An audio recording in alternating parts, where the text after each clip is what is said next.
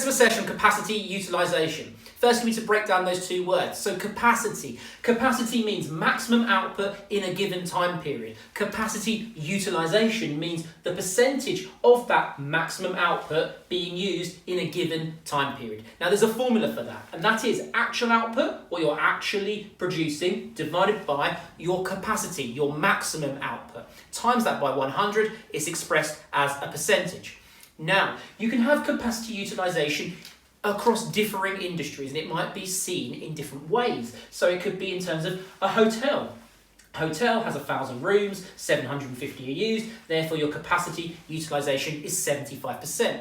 Or it could be in terms of a factory. A factory, their capacity, their maximum capacity, 3,000 units per month. They make actually 1,500, so capacity utilisation is 50%. Or it could be in terms of a consultancy. So maybe a consultant has 250 possible billable days. 200 of those have been worked, so 200 billable days have actually happened, so capacity utilisation is 80%. Now, the key thing to think about is higher capacity utilisation is better than lower capacity utilisation.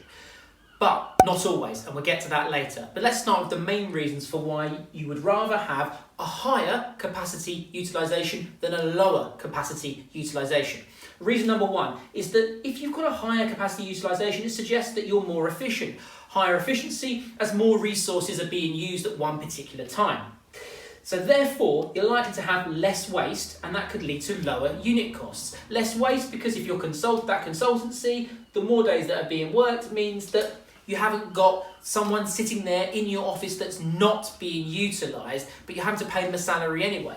Or it could be the case in the factory. You're making 1,500 units, you could make, because your capacity is 3,000 units, maybe that leads to larger rent costs or more overheads that you don't really need to be paying, and that's waste. So you're getting rid of that waste the nearer you are to full capacity, to 100% capacity utilisation. So therefore, if you get rid of that waste, it could lead to the fact that you bring down your unit costs, your average unit costs. It's especially important to recognise that you want to have high capacity utilisation if you are a business that has incredibly high fixed costs, because you'll want to ensure that you're having more output, because more output with higher fixed costs will bring down the average fixed costs, and clearly it will lead to your average unit costs being lower if they are predominantly dominated by fixed costs. Number two, relating to all of this, is that the lower your unit costs, because you've gone to higher capacity utilisation, will mean that you could, if you're in a competitive market particularly, charge lower prices. Charge lower prices will lead to higher demand. And also, if your price elasticity demand is elastic for your good, then if you lower your prices, you're going to increase your revenue.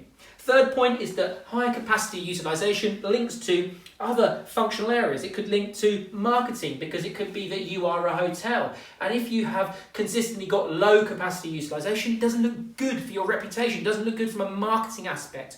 Or it could be from a people or a HR, human resources aspect, that if you've consistently got low capacity utilisation, perhaps in the case of a consultancy, well, that might not be good for morale, might not be good for motivation. And that could actually also lead to other stuff, like staff turnover being higher. On the other side is the fact that it's not always the case that you want to have high capacity utilisation versus low capacity utilisation. There's times where you might want to have low capacity utilisation because that suggests that you have spare capacity. And spare capacity can be good because it gives you operational flexibility. Operational flexibility allows you to cope with additional demand that might happen, unexpected demand or expected demand. It could be there's a new fashion or fad and you can adjust quicker to it if you have more spare capacity. Or it could be that you predict, because it's expected, that you have seasonal fluctuations in your demand. For that reason, you might want to have some spare capacity. It could be that you're in a growing market and in fact you're aware the market is growing, you want to anticipate that and therefore have some spare capacity, so if that is fulfilled, then you will be able to cope with that additional demand. Number two is it might be the fact that if you have spare capacity, it could improve the quality of your products. because your production is not going to be rushed. It could mean that you could have more time to do QC, perhaps even build a QA process. Additionally, you've got space to upkeep your factors of production. If we're thinking about labour, you might have time to train them, upskill them, particularly in the case of consultancy on those non-billable days. It could be the fact that you offer training, so they're even better when they actually go to a client site. Or it could be in the case of capital. In the case of capital, you might want to ensure that you are repairing, upkeeping, servicing your machinery so that it lasts longer and it's more durable and it can go further into the future. And for that reason, that's only possible because you have some spare capacity. Now, the final thing to recognise is that you might want to either reduce or increase your capacity.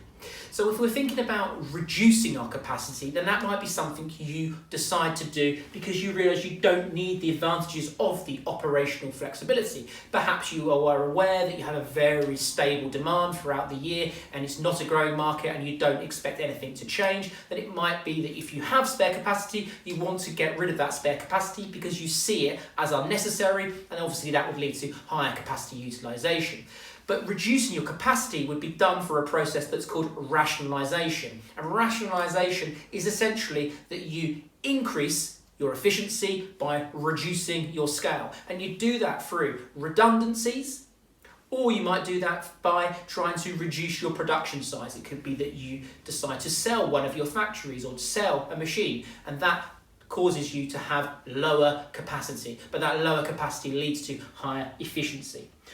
On the opposite side of trying to reduce your capacity, it might be the case you want to increase your capacity. And if you want to increase your capacity, then you could just think about the factors of reduction. If we're thinking about labour, you might want to do additional hires. If you think about capital, you might want to get more machinery or a new factory in the case of land.